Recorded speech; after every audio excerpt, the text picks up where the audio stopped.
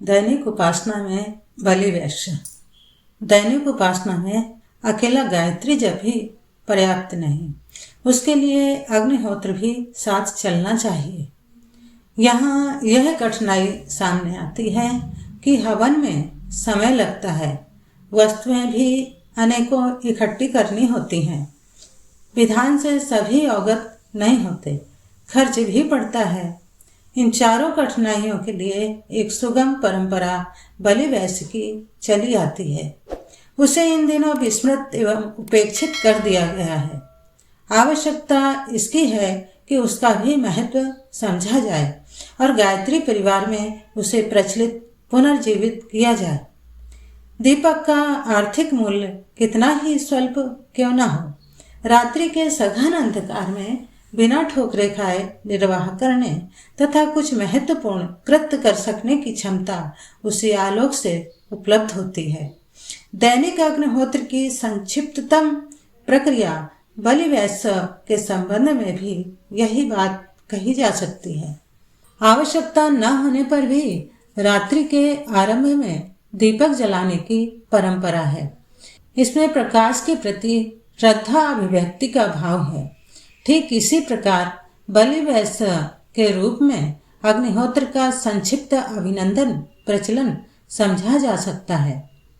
गायत्री जप की तरह ही बलि वैश्य को भी उपासना परक दैनिक धर्म कृत्य माना गया है और विधान है कि इन दोनों को करने के उपरांत ही भोजन ग्रहण किया जाए। इस प्रकार के प्रतिबंध से एक तो नियम मर्यादा बनी रहती है, दूसरे यह अनुभव होता रहता है कि प्रस्तुत निर्धारण को भोजन जैसी अनिवार्य आवश्यकता से भी अधिक महत्वपूर्ण माना जाए। स्पष्ट है कि जिसका जितना महत्व समझा जाता है उसे उतना ही गहराई और बारीकी से समझने की चेष्टा की जाती है। जिसको मान मिलेगा, जिसका मूल्यांकन होगा, उसे अपनाया भी जाएगा। गायत्री रूपी सद्बुद्धि और यज्ञ रूपी सत्कर्म को जीवन क्रम में घुला लेने के उपरांत सर्वतोमुखी प्रगति का द्वार खुलना सुनिश्चित है। इन्हीं दो कदमों को उठाते हुए पूर्णतः के लक्ष्य तक पहुंचना और बीच बीच के विरामों पर एक से एक बड़ी चढ़ी भौतिक एवं आत्मिक सफलताएं सिद्धियां प्राप्त करते चलना संभव हो सकता है। बलि वैश्य में दैनिक भोजन से प्रथम आहुतियां अग्निदेव को दी जाती हैं। नमक मिर्च मसाले वाले पदार्थ नहीं होमे जाते। फीके मीठे पदार्थों के छोटे छोटे चना मटर जैसे टुकड़े लेकर उसमें थोड़ा घी शक्कर मिलाकर आहुतियां दी जाती हैं। पुरानी परंपरा में तो कई आहुतियों का विधान और कई मंत्रों के प्रयोग हैं, पर आज की स्थिति में 5 बार गायत्री मंत्र से 5 आहुतियां देने से भी उस परंपरा का प्रतीक निर्वाह हो सकता है। बलि वैश्य को पंच महायज्ञ भी कहते हैं। 5 यज्ञों में से एक एक यज्ञ की प्रतीक एक एक आहुति दी जा सकती है। यह अग्नि जमीन पर नहीं रखनी चाहिए। यज्ञ के लिए भूमि शुद्ध होनी चाहिए, इसलिए कुंड की वेदी बनती है। यह भगवान की प्रतिष्ठा के अनुरूप विशिष्ट आसन या मंच होता है। उस वेदी पर किसी के पैर भी नहीं पड़ते और बुझने पर भस्म को झाड़ बुहार कर कूड़े कचरे में डाल देने की अवमानना भी नहीं होती। बुझने पर उस बलि वैश्य की अग्नि को कहीं पवित्र स्थान पर विसर्जित करने के लिए पहुंचा दिया जाता है। इस प्रयोजन के लिए मिट्टी के सकोरे काम में लाए जा सकते हैं। कुम्हार से इसी प्रयोजन के लिए कुंड आकृति के पात्र भी बनवाए जा सकते हैं। पीतल तांबे के कुंड भी ऐसे बनाए जा सकते हैं जिसका ऊपर वाला हिस्सा 6 इंच हो, गहराई 2.5 इंच और बीच में 2 मेखलाएं हों, तीसरी तो ऊपर होगी ही। इस कुंड पात्र में महिलाएं चौके में भोजन परोसने के पूर्व बने हुए भोजन में से 5 आहुतियों का अग्निहोत्र कर सकती हैं। साधना कर्ता स्वयं भी ऐसा नियम बना सकते हैं कि भोजन के समय अग्नि स्थापित करके परोसी हुई थाली में से खाद्य घी, शक्कर, मिले हुए खाद्य पदार्थों की 5 आहुतियां दे लिया करें। इतने भर से बलि वैश्य परंपरा के अंतर्गत दैनिक धर्म कृत्य में जिन 5 यज्ञों का संक्षिप्त विधान सम्मिलित किया गया है, उसकी पूर्ति होती रह सकती है। संध्या वंदन के रूप में गायत्री उपासना और दैनिक अग्निहोत्र के रूप में उपरोक्त 5 आहुतियां हमारे समस्त परिवार में चल पड़नी चाहिए। हर परिवार में गायत्री उपासना का वातावरण रहे और बलि वैश्य के रूप में अग्निहोत्र होता रहे तो समझा जाएगा कि गायत्री माता और यज्ञ पिता के युग्म का पूजा विधान ठीक तरह चल रहा है। दैनिक यज्ञ का विधान सामान्य भोजन की 5 आहुतियां देने जैसा सरल कर देने पर भी उसके मूल तत्व ज्ञान में कोई अंतर नहीं आता। हर कर्मकांड के पीछे उच्च स्तरीय तत्व ज्ञान का समावेश रहता है। बलि वैश्य दैनिक यज्ञ के पीछे भी एक दर्शन है। वह यह कि परमार्थ प्रयोजन को जीवनचर्या में घुलाकर रखा जाए, मात्र पेट के लिए ही ना जिया जाए। अपना श्रम, समय, ज्ञान, मनोयोग जैसे साधन उतने ही निजी उपयोग में लिए जाएं जितना कि औसत भारतीय के निर्वाह में प्रयुक्त होता है। शेष को पिछड़ों को उठाने और सत प्रयत्नों को आगे बढ़ाने में लगा दिया जाए। बलि वैश्य के 2 पक्ष हैं। एक पक्ष में सत्रवर्तियों का संवर्धन, दूसरा पिछड़ों की सहायता। सहृदय सज्जनता के सामने यही 2 उद्देश्य प्रधान रहते हैं। यही बलि वैश्य के भी हैं। भजन से देवत्व का संवर्धन और उसके फलस्वरूप सर्वतोमुखी प्रगति समृद्धि का उद्भव, यही है वह दिशा धारा जो यज्ञ दर्शन के साथ जुड़ी हुई है। शास्त्रों में इसी का पग पग पर प्रतिपादन मिलता है। प्रजापति ने यज्ञ और प्रजा को साथ साथ सृजा। प्रजा से कहा, तुम यज्ञ की आराधना करो, यह तुम्हारी आवश्यकताएं पूर्ण करेगा। यज्ञ द्वारा प्रसन्न किए गए देवता तुम्हें इष्ट भोग प्रदान करेंगे। इन देव अनुदानों को जो उन्हें भेंट किए बिना ही भोगने लगे वह चोर हैं। यज्ञों में शेष बचे हुए अन्न को खाने वाले सज्जन पाप कर्मों से छूट जाते हैं। जो केवल अपने लिए ही कमाते खाते हैं वे पाप ही खाते हैं। जो अपनी कमाई आप ही खाता उड़ाता है, धर्म विस्तार को एवं सखा साथियों का पोषण नहीं करता, वह पाप ही खाता है। मनुष्यों और देवताओं के बीच का संपर्क सूत्र यज्ञ ही है। इसको सुदृढ़ बनाने के लिए पहले हवन करें, तब खाएं। धर्म धारणाओं का पोषण करने के उपरांत बचा हुआ धान विघस कहलाता है। यज्ञ से बचे हुए को अमृत कहते हैं। मनुष्य को विघस एवं अमृत का ही भोजन करना चाहिए। सज्जन यज्ञ से बचे हुए को ही खाते हैं। जो अपने लिए ही कमाता खाता है वह तो पाप ही खाता है। यह उदार परमार्थ पारायणता जन जन के मन मन में बनी रहे। उस मानवीय धर्म कर्तव्य का नित्य स्मरण बना रहे, इसलिए नित्य उद्बोधन के रूप में बलि वैश्य करना होता है। जो करते हैं उसकी प्रशंसा और जो नहीं करते उनकी शास्त्रकारों ने निंदा की है। जो बलि वैश्य नहीं करते, अतिथि सत्कार से विमुख रहते हैं, वे नरक में पड़ते हैं और कौवे की योनि में जन्म लेते हैं। बलि वैश्य संक्षिप्त नाम है। पूरा शब्द है बलि वैश्य देव।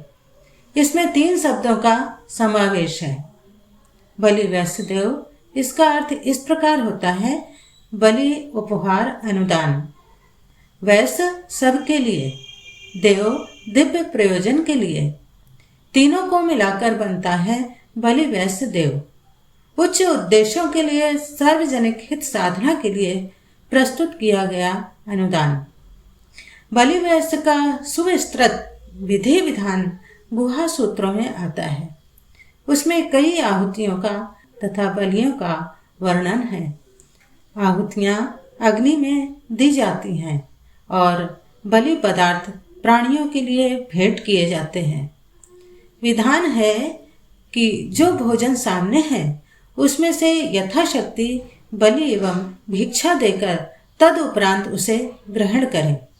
संखायन, अश्वलायन, पराशर, गोभिल, खादिर आदि गुहा सूत्रों में तथा सतपथ, गोपथ आदि ब्राह्मणों में बलि वैश्य की उपयोगिता एवं विधि व्यवस्था का निर्देश किया गया है।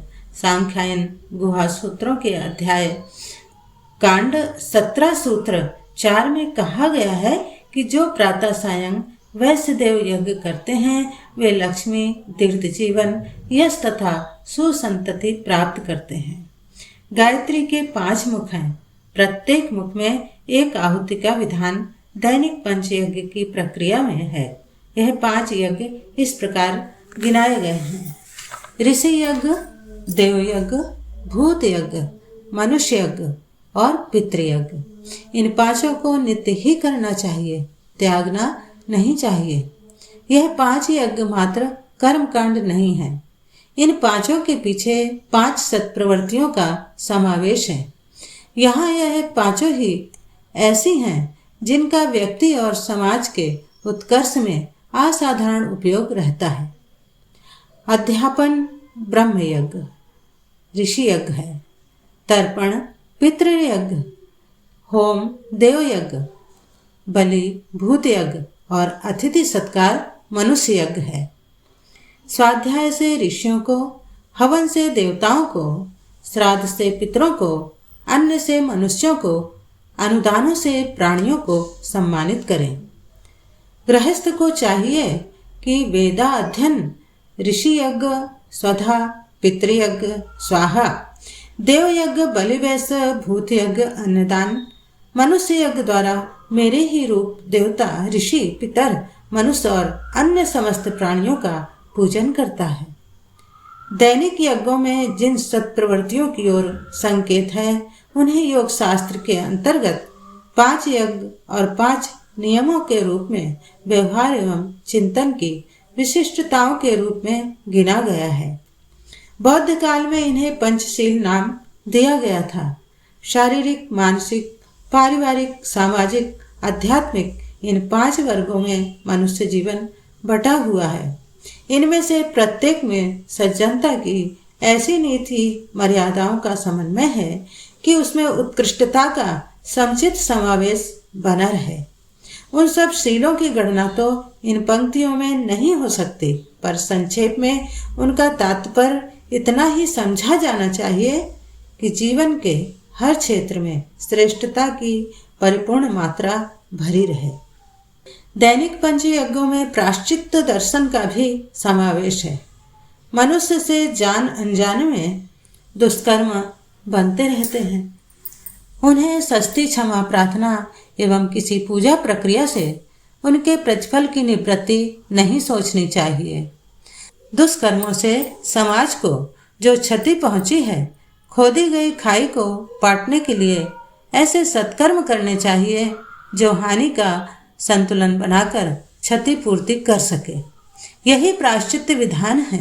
बलि वैश्य में प्रायश्चित्त दर्शन को ध्यान में रखते हुए और अपने से बन पड़ने वाले कुकर्मों का सत्कर्मों से संतुलन पूरा करने का उपाय अपनाना चाहिए।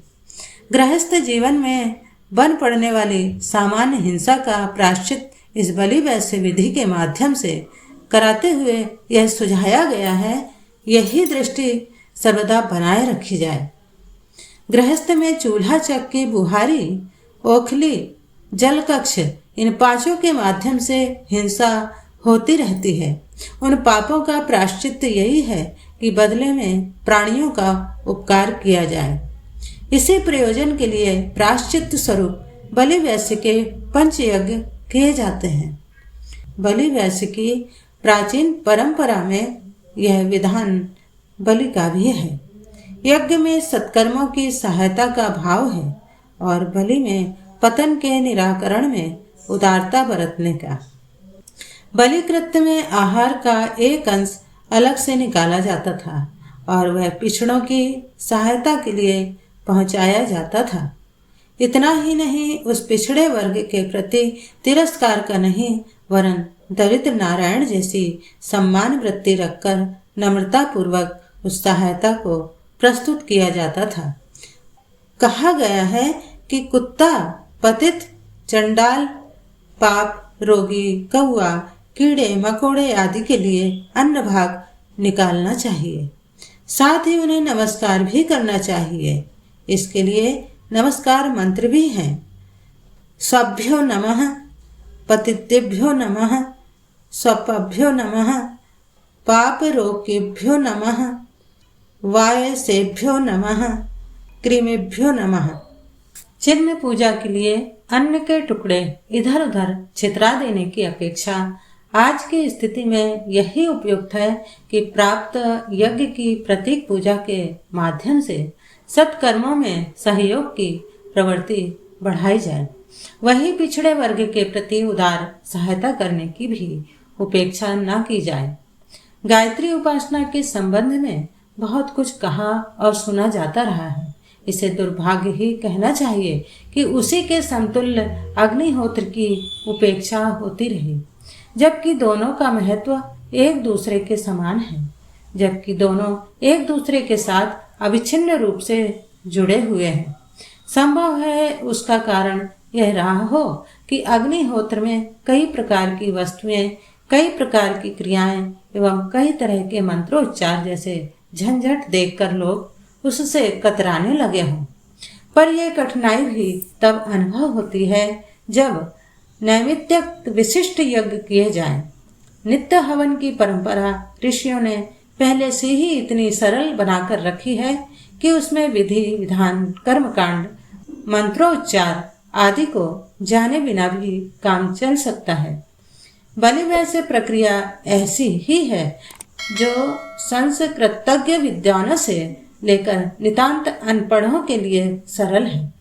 पंडितों के लिए कर्मकांड का विधान और मंत्रोच्चारण भी उसके साथ जुड़ा हुआ है, किंतु वह विशिष्टों के लिए है। सर्वसाधारण के लिए यह पूरी सुविधा है कि मात्र गायत्री मंत्र से 5 आहुतियां दे दे। आहुतियों के लिए विशेष हवन सामग्री की आवश्यकता पड़ती है, पर बलि वैश्य में तो वही हविष्य है जो सामने थाली में प्रस्तुत है।